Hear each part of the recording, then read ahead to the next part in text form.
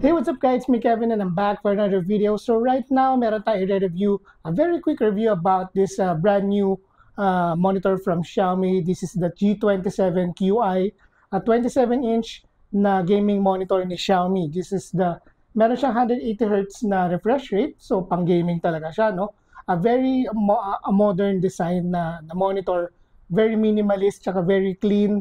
And very color accurate din as far as I can tell. No? Ginagamit ko na siya for about a day. One day ko na siya ginagamit for productivity, for video editing. Actually, dito ko i-edit yung video na to na ginagawa natin ngayon. Na-try ko na rin siya kanina for gaming, no? RPG.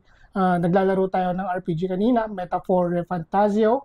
One of the nominated na Game of the Year. Papakita ko rin sa inyo yung colors niya, no? Yung vibrance and yung kasama sa package ng box, no? So, nabili ko na siya for about 9,000 pesos. So may voucher yon. Ililink ko na lang sa description kung saan nyo siya pwedeng bilhin. So, normally, I think around 9,500 to 10,000 siya yung presyo nito. Pero nakuha ko siya ng 9,000 or 8,900, mga ganun. Kasi meron akong voucher na apply. So, yun. Tara, ito, ipakita ko na sa inyo yung laman ng box niya. So, yan. Yan yung box niya, no? So, yan. Xiaomi 2K Gaming G27QI. Quad HD, 1440p yung resolution, 180 Hz. Low blue light, tas VESA wall mount compatible siya. So, yan. Very simple lang yung design ng box niya. So, yan. So, yung kasama sa box niya is, of course, yung manual niya. Meron din siyang power brick na malaki na surprisingly malaki siya for sa inaasahan ko, no? Tapos meron din siya, of course, na stand na hindi natin gagamitin kasi i-wall mount natin to. At ayaw ko rin gumagamit ng stand kasi as far as sa mga nakikita ko sa reviews, ay hindi maganda yung stand niya, medyo wobbly. Pero buti na lang meron tayong monitor arm. Ito yung monitor arm niya. So ito, setup niya. Medyo magulo lang yung cable ko. Ayusin pa natin yan. So right now, ito yung nakakabit sa ating computer. Yan, dual monitor setup. Plus one, yung kasama yung TV natin sa taas. Yan, for productivity and gaming purposes. Okay, so ito yung likod ng Xiaomi na G27QI. So, yan, yung sa ilalim niya, yung AIO niya, yung DC input, dalawang HDMI port, dalawang display port, at isang audio jack sa dulo.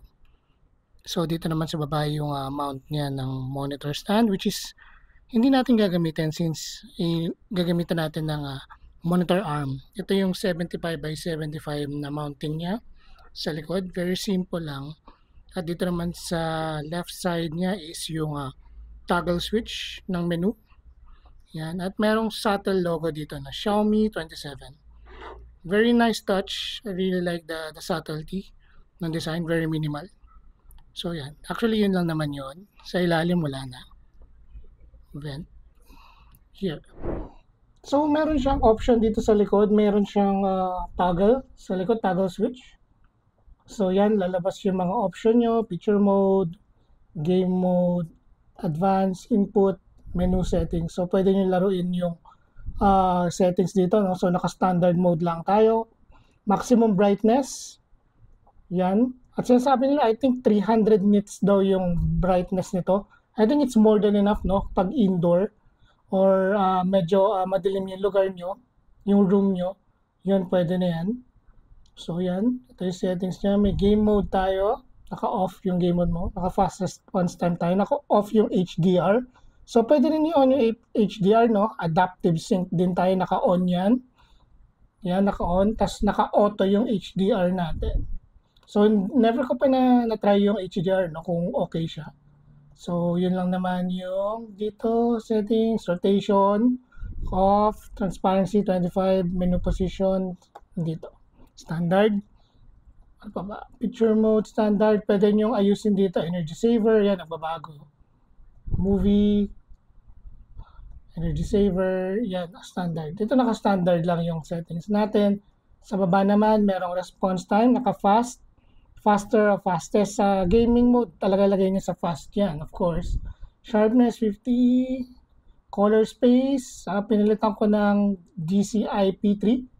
Yan. I think it's the more accurate among dito sa selection, no? Compared sa sa iba, no? Sa mata ko lang naman. Ginagamit ko yung DCI P3. Yan. So, yun lang naman yung settings, 180 Hz nakalagay dito. Yan.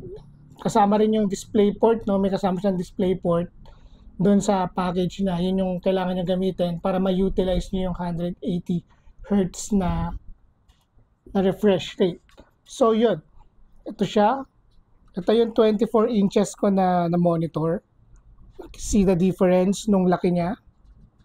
Mas immersive talaga pag ito yung ginagamit nyo, yung 27 inch. Iniisip ko dati na mag-ultra wide ako, pero I'm more productive pag double yung screen. Mas flexible yung options ko, no? Kesa yung isang monitor lang. So, yan.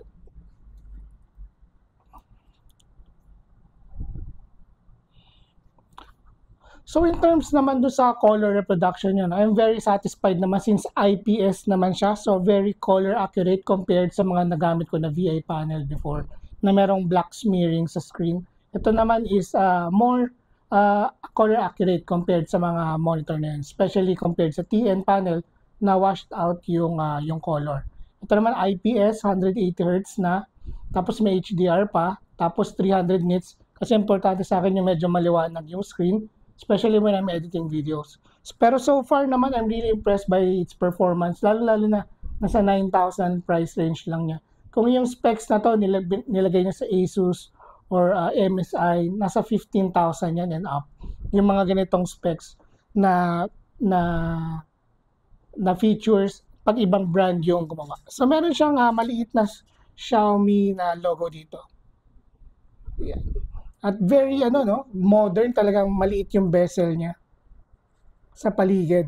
Maganda tignan sa mata. Yung black niya hindi naman super black na compared sa mga OLED na display.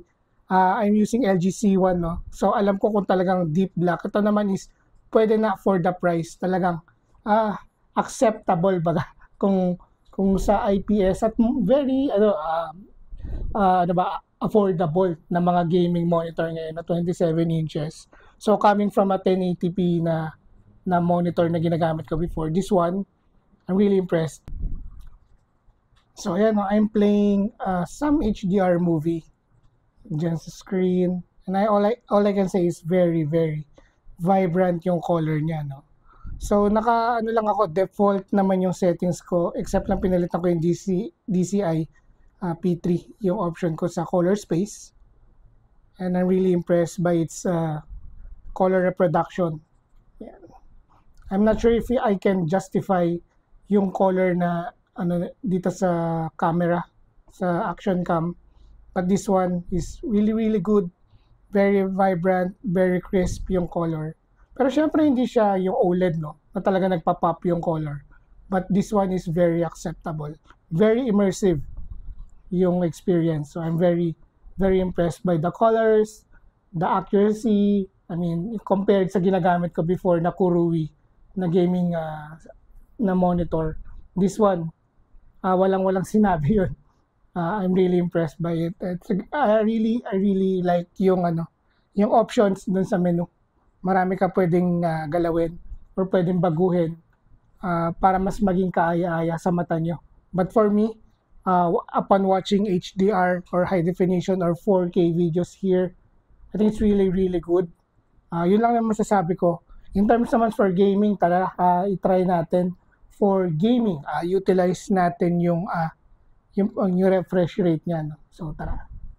Alright guys, so this is Star Wars game. I'm hovering around 100 FPS on high settings.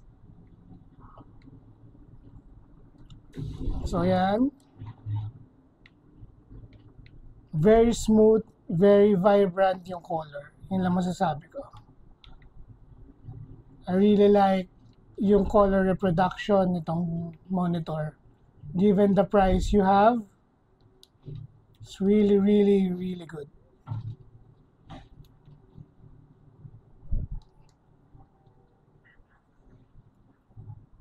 And it's over 100 FPS.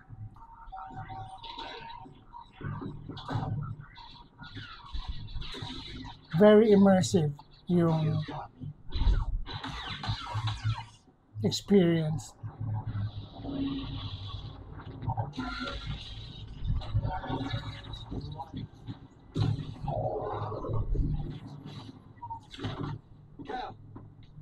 Good to see you, Ryan. Yun nga, high settings tayo. So, Spoke too soon. I'll take the Inquisitor. nalaro nyo na ba to, Star Wars? It's a good game. I mean, the first part pa lang ako. Few hours of playing pa lang. Gotta figure out.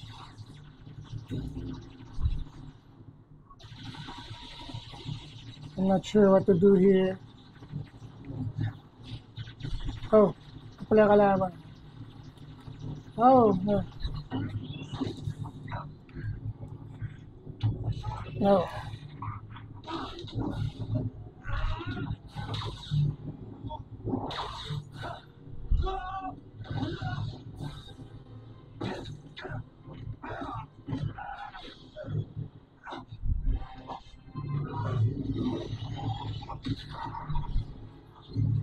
Yeah, even the cinematics, really good colors. The colors really pop out of the screen. Very smooth experience so far. The blacks are okay. Though, syempre may kita niyo yung reflection dito kasi umaga pa, no? May konting reflection sa screen. Matte yung screen natin. Let's try to defeat this. Oh. I forgot the controls. I forgot how to. Oh.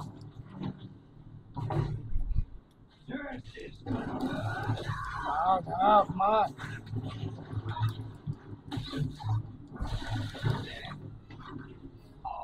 Come on, man. How do you switch? Yeah.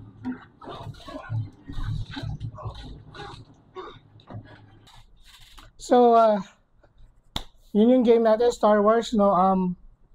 Upon using this for about, yun nga, a day, I'm really impressed by its colors. I'm not gonna return it. I'm gonna, of course, gonna recommend it for anyone na naghahanap ng murang 20-inch na 1440p display with a high refresh rate na 180. So, yun ay, as you can see kanina, smooth naman siya. Wala siyang, hindi, maganda yung pagbuga ng kulay niya, paglabas ng color niya. Yung 100 Hz talaga nare-reach niya. Siyempre, depende yun sa graphics card nyo, no? Kung kaya ng graphics card nyo, I'm using the RX 6800 na video card. So, I think kaya naman yan ng 1440p, no?